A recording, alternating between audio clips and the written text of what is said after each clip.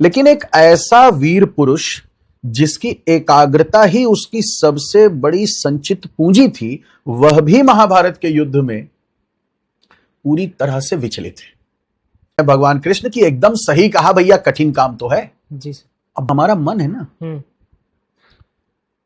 ये हमारा दोस्त भी बन सकता है जी, और ये हमारा दुश्मन भी बन सकता है। जैसे मन और बुद्धि, बुद्धि मन का ही एक पार्ट है, लेकिन मन का वो पार्ट है जो सीईओ है। सर मेरा सवाल ये है कि जैसे हम तैयारी कर रहे हैं और बड़े एग्जाम की तैयारी कर रहे हैं, तो उसमें एक एकाग्र मन, ध्यान पूर्वक हमको पढ़ाई करनी चाहिए। तो हम पढ़ाई तो करते हैं, जैसे 5-6 दिन किए, फिर 7वें दिन फिर मन में आता है कि अरे बहुत हुआ, अब चलो कहीं घूम लेते हैं, तो हमारा ध्यान लगता नहीं। और जैसे महाभारत में जब अर्जुन जी को द्रोणाचार्य जब सिखा रहे थे, तो उन्होंने कहा कि सभी से पूछा गया कि आप को पेड़ पे क्या दिख रहा है, तो किसी ने कहा मुझे कबूतर दिख रहा है, किसी ने कहा कि मुझे पेड़ की पत्तियां दिख रही हैं, किसी को टहनियां दिख रही थी, लेकिन अर्जुन जी एकाग्र होके उन्होंने कहा कि मुझे चिड़िया की आंख दिख रही है। तो उनका तो मन नहीं भटका, और ऐसे और लोगों का तो समझ में ही नहीं आया कि क्या दिख रहा है। तो ऐसे भी समझ सकते हैं कि मेरा भी मन वही है कि देखो उत्कर्ष, ऐसा है, तुमने जो महाभारत और अर्जुन के बारे में बात की, तो अर्जुन जब छोटे थे तो अर्जुन का मन बहुत एकाग्र था, और ऐसी कहानियां हमको मिल रही हैं। यहां तक कि जब स्वयंवर हुआ द्रौपदी का, तब भी उन्होंने प्रतिबिंब देख के मछली का उस पर तीर चलाया, और वो मछली घूम रही थी जी, और मछली की आंख पर वो तीर लगा और द्रौपदी को स्वयंवर में उन्होंने जीत लिया।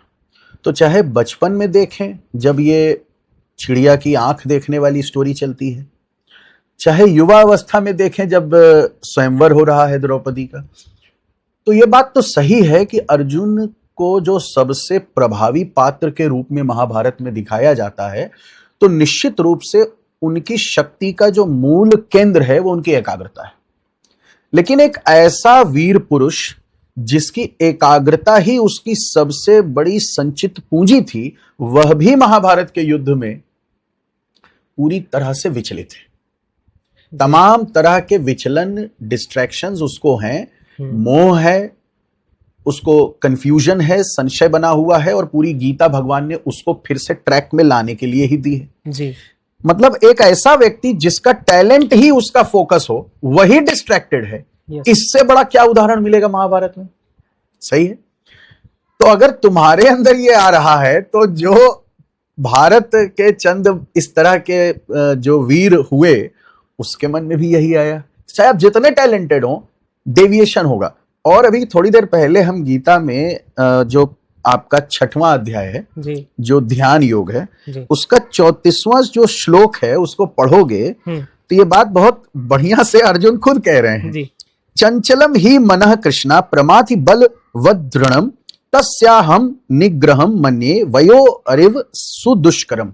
मतलब कि हे भगवान, ये जो मन है वो बहुत चंचल है, इसको कंट्रोल करना बहुत ही कठिन कार्य है, दुष्कर कार्य है। ये इतना चंचल है जैसे वायु को या पवन को रोकना मुश्किल है, वैसे ही मन को एक जगह पे रोकना मुश्किल है। तो अर्जुन खुद ही बात कह रहे हैं जी। अब अर्जुन इस बात को कह रहे हैं भगवान कृष्ण से जी। कृष्ण जवाब देते हैं, और भगवान का मतलब पता है, भगवान मतलब जिससे ज्यादा वैभवशाली, जिससे ज्यादा शक्तिशाली, जिससे अधिक सौंदर्यपूर्ण कोई दूसरा ना हो, वही भगवान है। तो वैसे भगवान कृष्ण जवाब क्या देते हैं कि निश्चित ही बात तुम्हारी सही है जी। उत्कर्ष, बात तुम्हारी सही है। अर्जुन से यही कहते हैं कि अर्जुन तुम्हारी बात सही है। देखिए क्या कहते हैं, असंशयम महाबाहो, यानी महान भुजाओं वाले जो अर्जुन तुम हो, निश्चित रूप से ये असंशय है, यानी इसमें कोई संशय नहीं है कि मन को केंद्रित करना बड़ा कठिन काम है। तो असंशयम महाबाहो मनो दुर्निग्रहम चलम अभ्यासेन तु कौन्तेय, कौन्तेय माने कुंती के पुत्र, वैराग्येण च गृह्यते। कहने का मतलब कि अर्जुन को कह रहे हैं भगवान कृष्ण की एकदम सही कहा भैया, कठिन काम तो है जी।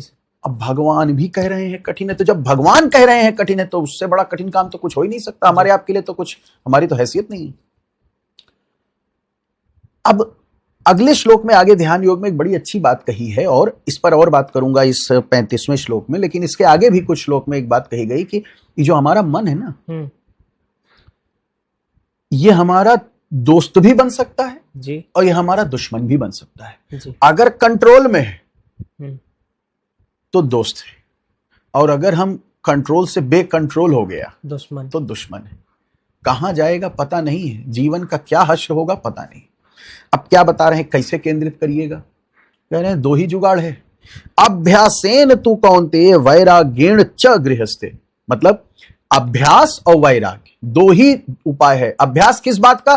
कि हाँ, इस कांस्टेंट अटेंशन देते रहो कि हाँ यार मन को केंद्रित रखना है, यानी हर समय जैसे जैसे मन और बुद्धि, बुद्धि मन का ही एक पार्ट है, लेकिन मन का वो पार्ट है जो सीईओ है, जो विजडम होल्ड करता है, वो एक लगाम है घोड़े की, पकड़े हुआ है, नहीं जाने देंगे जी। तो अभ्यास करिए कि नहीं जाए डेविएट। और वैराग्य, वैराग्य यानी बहुत सी चीजों का त्याग करना होगा अगर लक्ष्य को भेदना है। तो लक्ष्य को भेदने के लिए बहुत सी चीजों का त्याग करना है। दूसरी बात, सबसे बड़ी चीज जिसका त्याग तुमको एज अ एस्पिरेंट यूपीएससी के करना है, ये जो कल क्या होगा, रिजल्ट आएगा, प्री निकलेगा, मेंस निकलेगा, इससे पहले अपने को बाहर आओ।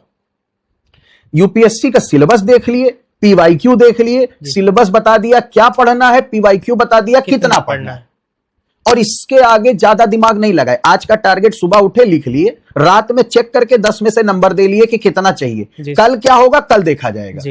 एग्जाम के दिन क्या होगा, अगर हम मेहनत किए रहेंगे तो एग्जाम निकलेगा। रिजल्ट देने की जिम्मेदारी जब गीता में कह दिए भगवान मेरी है, तो तुम कौन खेत की मूली हो जो जिम्मेदारी लेके बैठे हो क्या रिजल्ट आएगा, तुम्हारे हाथ में है ही नहीं जी। बात समझे? तो अभ्यास और वैराग्य, किस चीज से वैराग्य? भविष्य की चिंता से वैराग्य। पास्ट में क्या हुआ उसको भूल जाना है और वर्तमान में जीना है। भीड़ से अलग होना है तो जीना कहां है? वर्तमान में, प्रेजेंट में। हर मोमेंट को बेस्ट यूटिलाइज करिए, क्योंकि जब बात शुरू हुई हमारी आपकी, वो समय गया जी, अब नया समय आ गया। तो हर समय इस बात को अगर आप फोकस्ड हो कि यार समय जा रहा है, तो आप हर मोमेंट को बेस्ट यूटिलाइज करने के लिए एफर्ट मारोगे। क्लियर है? तो अब आपको घर जाना है और यही दिमाग में रखना है कि भैया चिंता नहीं करेंगे, चिंतन करिए, थॉट प्रोसेस अच्छा रखिए, पॉजिटिव रहिए। और दूसरी चीज, बहुत ज्यादा मान लीजिए 5-6 दिन पढ़ लिए तो ठीक है यार, एक दिन ह्यूमन है, नहीं मन लगेगा। लेकिन अब 1 दिन से 2 दिन हो गया, 3 दिन हो गया, चौथा दिन हो गया, अभी हमारा मन ही नहीं लग रहा है, तो मन को वही अभ्यास और वैराग्य। बात समझे? तो इसको थोड़ा सा प्रयास करिए। और फाउंडेशन कोर्स जब आपने कर लिया है ऑलरेडी जी, तो अब चैलेंज और गंभीर हो गया जी। जब तक हम क्लास में हैं, टीचर कोई क्लास में इकोनॉमी पढ़ा रहा है, हिस्ट्री पढ़ा रहा है, ज्योग्राफी पढ़ा रहा है, रोज आप क्लास आ रहे हो, आपका मन लगे रहेगा, टीचर के प्रभाव में आपका मन लगा रहेगा, वो डिसिप्लिन का एक आपका तैयार कर देगा दायरा। अब आप क्या है, फाउंडेशन कोर्स हो गया, टेस्ट सीरीज कहीं ज्वाइन किए हैं, वो शेड्यूल दिए हैं, वो शेड्यूल आपको उस तरह से हिट कर ही नहीं रहा माइंड में। अब आप कह रहे हैं अरे भैया इस बार तो हम कोई बात नहीं, पहला टेस्ट जाने देते हैं, दूसरे से मन लगाएंगे, फिर दूसरा भी जाने देते हैं, तीसरे से मन लगाएंगे, और वो मन लगता नहीं। ठीक? तो कुछ नहीं, सुबह उठिए। अच्छा, रोज रोज मोटिवेशन की गोली मत खाइए, जब तक अंदर से मोटिवेशन नहीं आएगा तब तक कुछ ना होगा। और अंदर से मोटिवेशन लाने के लिए ये बार बार पूछिए कि भैया डीएम बनना चाह रहे हैं तो क्यों बनना चाह रहे हैं, यूपीएससी क्वालिफाई करना चाह रहे हैं तो क्यों क्वालिफाई करना चाह रहे हैं। और इस भुलावे से बाहर आ जाइए।